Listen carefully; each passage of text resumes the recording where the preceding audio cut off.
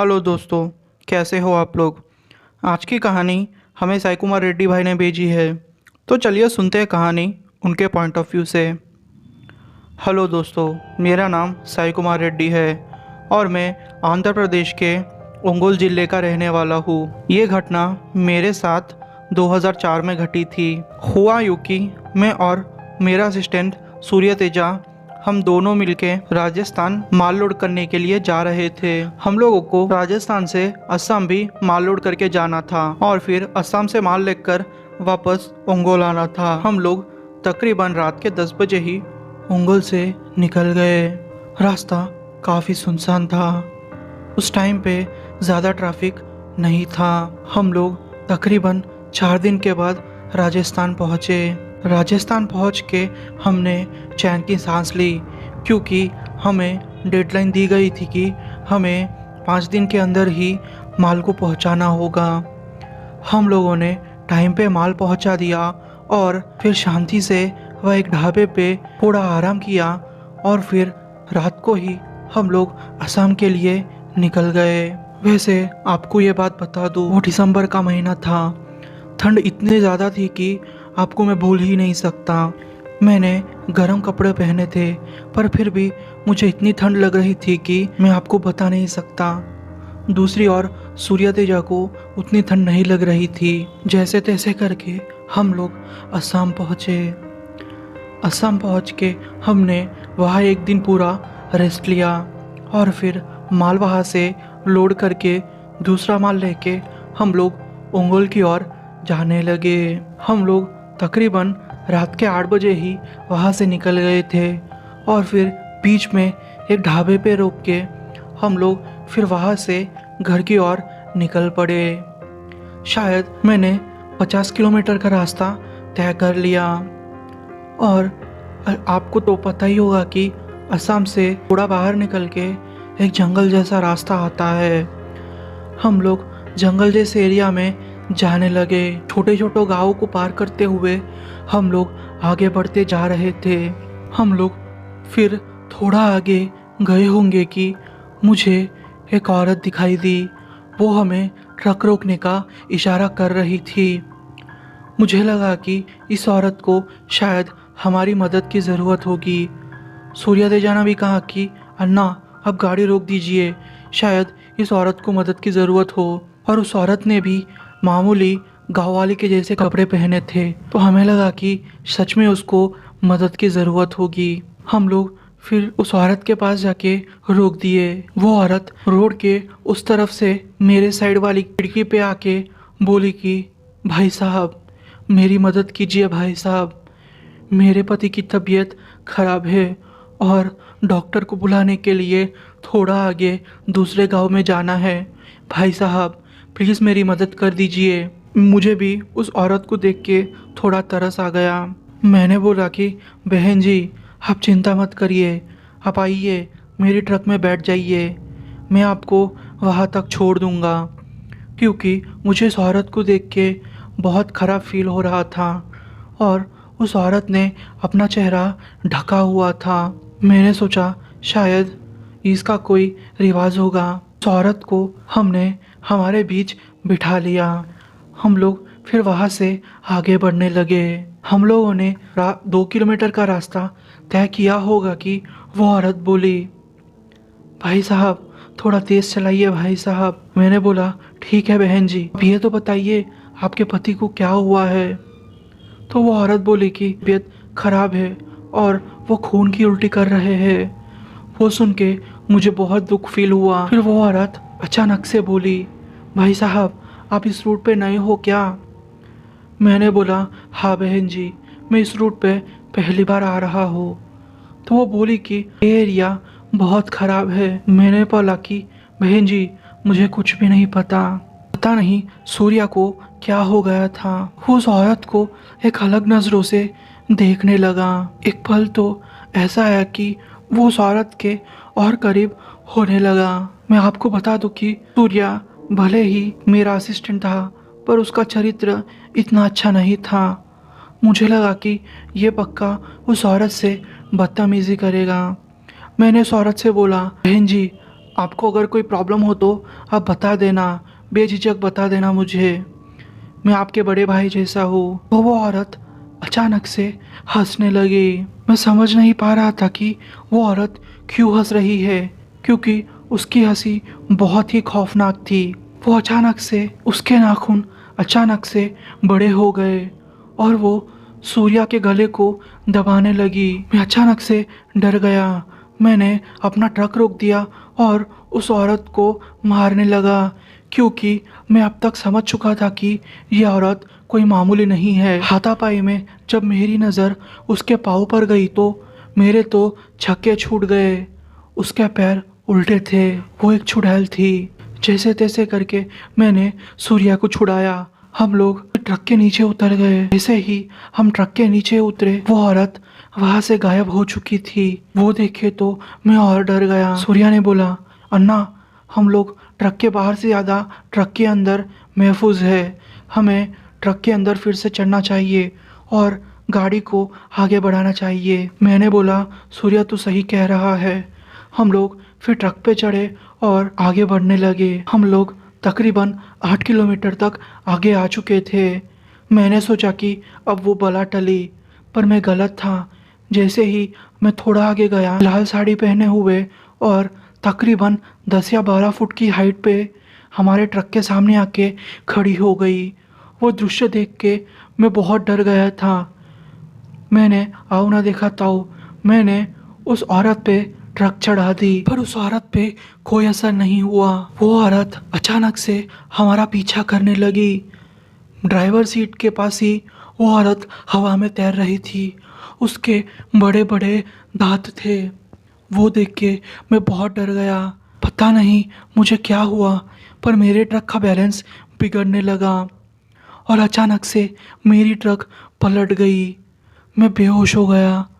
दूसरे दिन जब मेरी आँख खुली तो मैंने देखा कि हमारा ट्रक जैसे का तैसा खड़ा हुआ है और हम लोग ट्रक के पास ही पड़े हुए हैं। लोगों की भीड़ जमा हो चुकी थी। लोगों ने तो हमें डांटना शुरू कर दिया कि भाई तुम इतनी पीते ही क्यों हो। पर उन्हें क्या बोले, हमारे साथ पिछली रात क्या हुआ था। सूर्या की हालत बिगड़ गई थी। उसके पूरी बॉडी पे नाखूनों के निशान थे और काटने के भी निशान थे। उसकी पूरी बॉडी से खून निकल रहा था। मैं वो देख के सच में डर गया, क्योंकि सूर्या जैसा भी था मेरा असिस्टेंट था।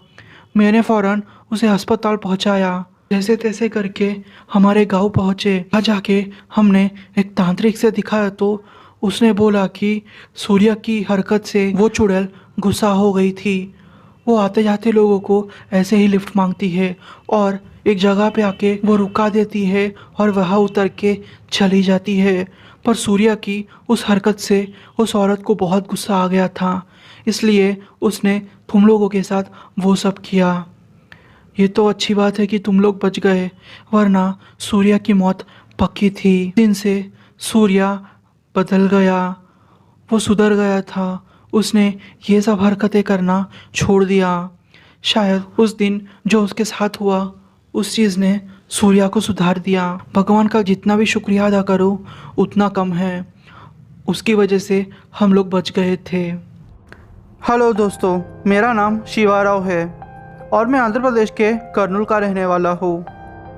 मेरी उम्र 43 साल की है।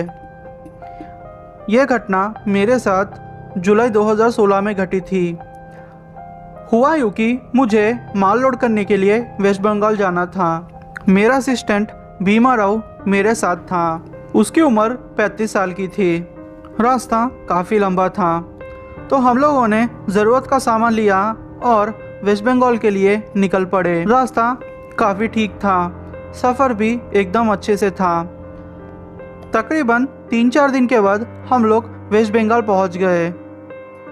वहां पहुंच के हमने हमारा सामान अनलोड कर दिया और वहां से कुछ सामान लिया। भीमा राव ने बोला कि अन्ना चलो ना, मार्केट चलते हैं, थोड़ी देर घूम आएंगे, फिर शाम को निकल जाएंगे। वैसे हम लोग वेस्ट बंगाल सुबह के 10 बजे पहुँचे थे, तो सोचा कि क्यों ना बाहर खाएंगे और यहाँ वहाँ घूम के कुछ चीज़ें लेके आएंगे, फिर शाम को निकल पड़ेंगे। हम लोगों ने वहाँ थोड़ा कुछ खाना खाया, वहाँ की स्पेशल आइटम खाई और फिर 2 या 3 बजे हम हमारे ट्रक के पास आ गए। वहाँ से माल लेके हमें फिर से करनूल जाना था। तकरीबन शाम के 6 बजे वहाँ से निकल गए। हम लोग तकरीबन 50 किलोमीटर तक गए होंगे कि भीमाराव की तबीयत अचानक से खराब हो गई। पता नहीं उसको एकदम से उल्टियाँ होना शुरू हो गया। मैंने सोचा कि अब आगे बढ़ना खतरे से खाली नहीं, इससे अच्छा मैं उसे हॉस्पिटल पहुंचा दूं। हम लोग कुछ गांव जैसे एरिया में आ चुके थे। फिर मैंने ट्रक से नीचे उतरकर एक गांव वाले से पूछा तो उसने बताया कि छोटा सा क्लिनिक उनके गांव में है। मैं भीमाराव को वही क्लिनिक में लेके गया।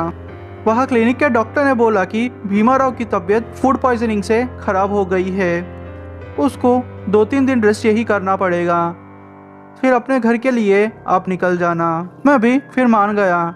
सोचा कि कोई बात नहीं, अगर देरी होती है तो होए, भीमाराव की तबीयत को कुछ नहीं होना चाहिए।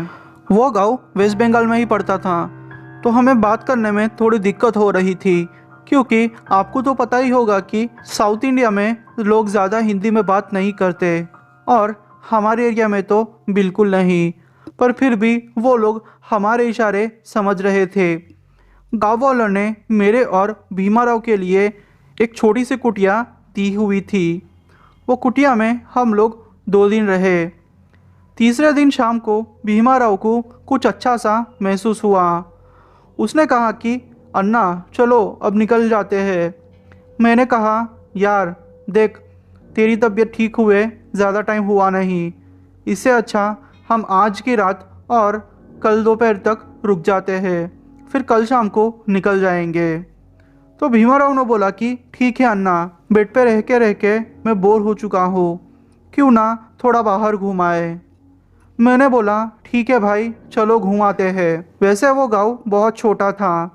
हम लोग खेतों की तरफ फिर निकल पड़े। भीमाराव भी अब अच्छा सा तंदुरुस्त लग रहा था। हम लोग थोड़ा आगे गए होंगे कि हमें कुछ लाल कलर का दिखाई दिया। उस पोटली में एक मछली थी और कुछ नींबू थे। उसके ऊपर लाल सिंदूर जैसा कुछ लगा हुआ था। भीमाराव वो देख के जैसे पागल हो गया। उसने हंसना शुरू कर दिया। बोला कि लोग फालतू में ही ये अंधविश्वास को मानते हैं।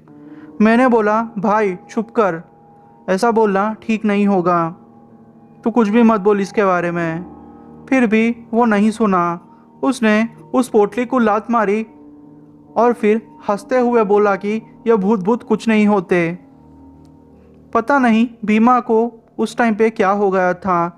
फिर मैं उसे पकड़ के फिर से कुटिया में लेके आया।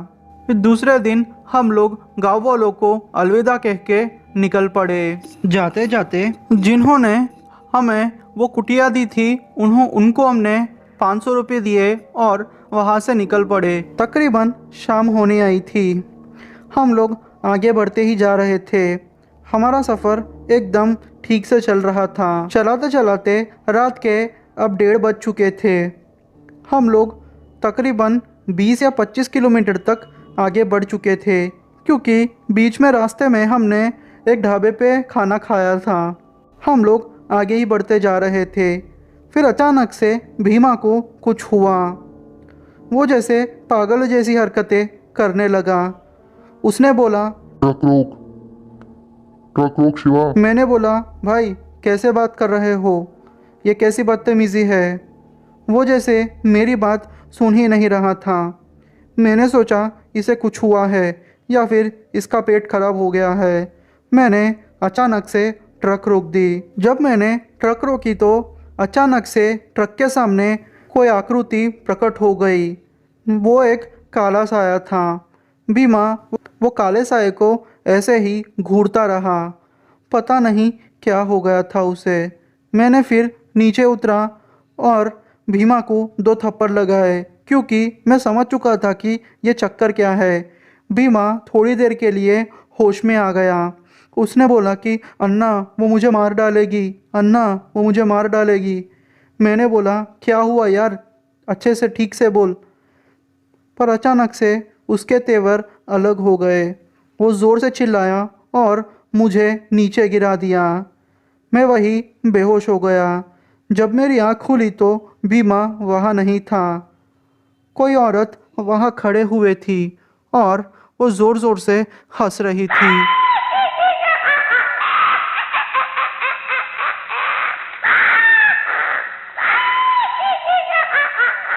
उस औरत को देख के मुझे बहुत डर लग गया। पता नहीं फिर क्या हुआ, मैं फिर से बेहोश हो गया।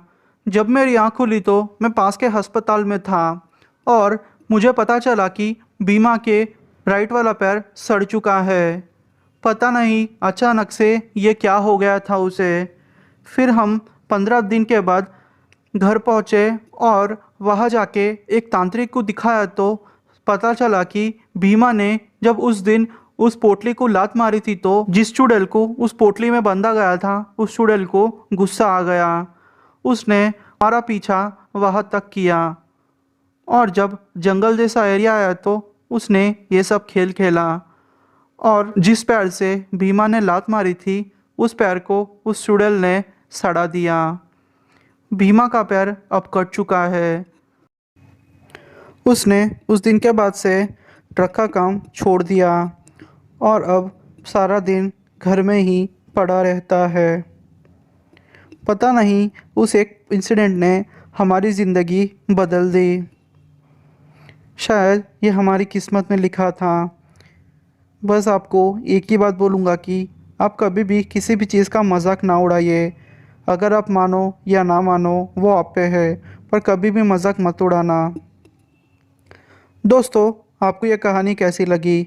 अगर आपको ये कहानी पसंद आई हो तो मेरे वीडियो को लाइक कर दीजिए और मेरे चैनल को सब्सक्राइब कर दीजिए। कोई ना कोई कमेंट कर दीजिए जिसकी वजह से मेरे चैनल का एंगेजमेंट बढ़ेगा। थैंक यू दोस्तों।